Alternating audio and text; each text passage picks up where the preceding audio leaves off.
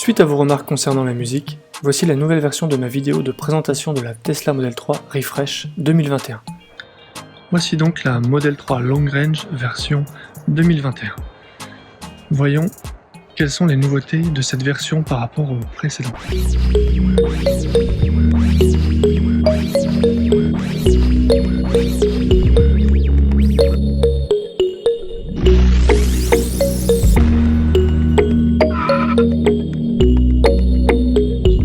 Première nouveauté, les roues.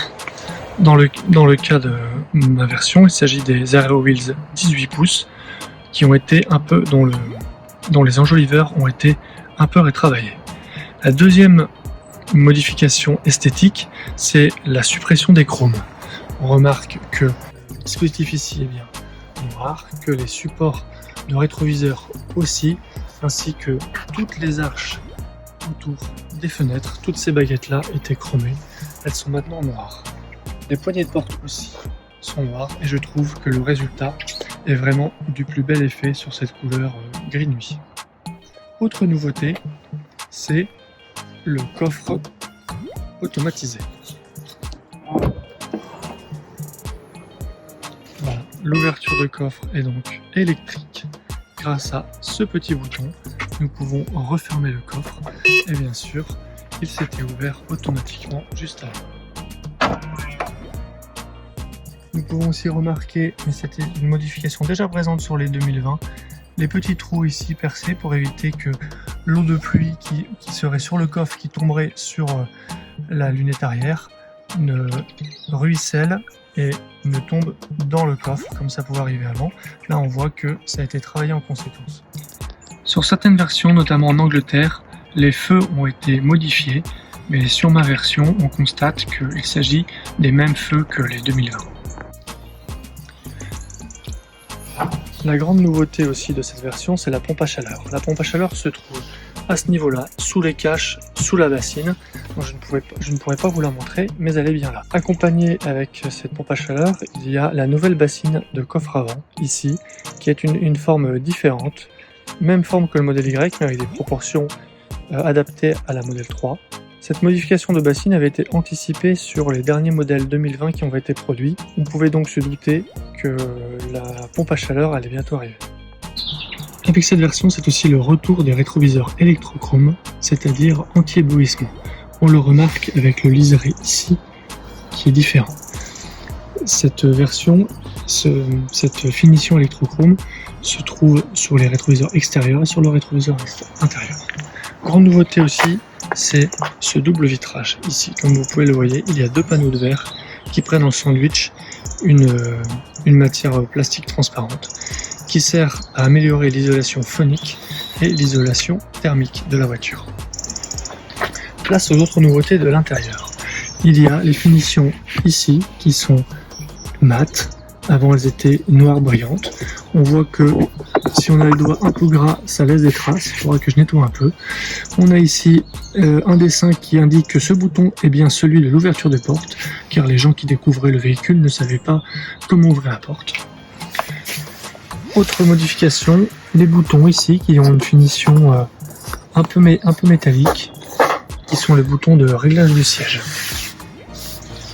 Passons maintenant à l'intérieur.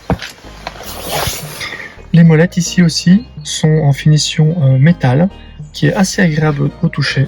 La nouveauté majeure de cette version, c'est bien sûr la console centrale. Deux téléphones ici peuvent être posés. Il y a de la recharge à induction. Il y a ici une première ouverture, donc à glissière et non plus à basculement. Dans ce vide-poche, nous avons deux prises USB-C. Vous les voyez, ici et là. Moi j'ai déjà branché un adaptateur pour mettre une clé USB-A pour ma musique. Vous pouvez voir que c'est assez profond puisque quasiment toute ma main rentre dans la console. Voilà. Ici nous avons les porte-gobelets avec ces petits cercles blancs. Et à l'arrière, nous avons toujours ce grand rangement avec, bien sûr, ici, la prise allume-cigare.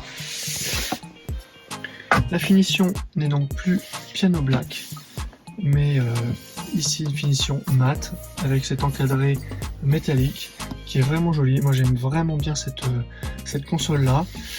L'effet ici peau de pêche, nubuck est vraiment Alcantara est vraiment très agréable. J'espère que ce sera solide dans le temps. Vous voyez ici la partie aussi électrochrome dont je veux parler. On voit bien le tout. Passons à la boîte à gants puisque maintenant il y a une nouveauté. Vous le voyez ici. Il s'agit d'un port USB-A avec une clé USB fournie. Cette clé USB est donc une clé USB Tesla de 64 Go ici, qui permet de, je vais la remettre, qui permet de stocker toutes les vidéos de la dashcam et du mode Sentinelle.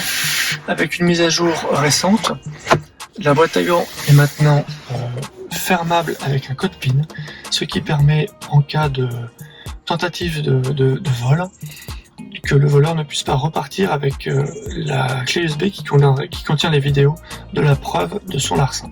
C'est une très bonne idée. Enfin, la dernière nouveauté, c'est l'augmentation de l'autonomie. Il y a actuellement une rumeur qui dit que les Model 3 Long Range et Perf seraient livrés avec une batterie de 82 kWh au lieu des 75 kWh. Je n'ai pas réussi à confirmer cette rumeur-là. Ce que je peux vous dire par contre, c'est qu'à 100%, l'autonomie affichée est de 530 km, alors que sur les Model 3 2020, l'autonomie max à 100% quand elle est neuve était autour de 500. Ce sont donc 30 km de plus que la voiture calcule. Cela correspond à peu près aux 20 km annoncés en WLTP de cette nouvelle version. Maintenant vous savez tout sur la Tesla Model 3 version 2021 et ses modifications intérieures comme extérieures, qui viennent gommer les quelques défauts qu'on pouvait accorder à cette voiture. Jusqu'à présent, les modifications apportées étaient surtout logicielles. Avec cette version 2021, on retrouve des changements matériels importants. La console centrale, la pompe à chaleur, le double vitrage et le coffre électrique par exemple. Et d'autres plutôt cosmétiques, la suppression des chromes, les roues, la finition mat de l'intérieur, qu'il est possible d'apposer sur des versions antérieures avec des coverings par exemple. Si on met de côté cette rumeur de batterie 82 kWh, on peut s'attendre à ce qu'il n'y ait pas de nouveaux changements matériels importants avant plusieurs années. Si vous hésitiez, je pense que c'est le bon moment pour sauter le pas et s'offrir une Tesla Model 3. Si c'est la SR+ qui vous plaît, jetez un œil du côté des véhicules en stock. Il y a actuellement une remise de 4000 € sur les SR+ version 2020, produite dans l'usine de Shanghai. À partir de 43 990 €, bonus écologique déduit. Ça fait réfléchir.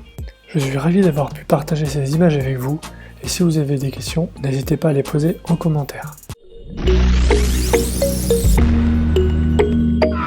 Si tu as aimé cette vidéo ou que tu veux soutenir la chaîne, mets un like. Tu peux t'abonner pour recevoir les notifications de mes prochaines vidéos et aider la chaîne à être mieux référencée.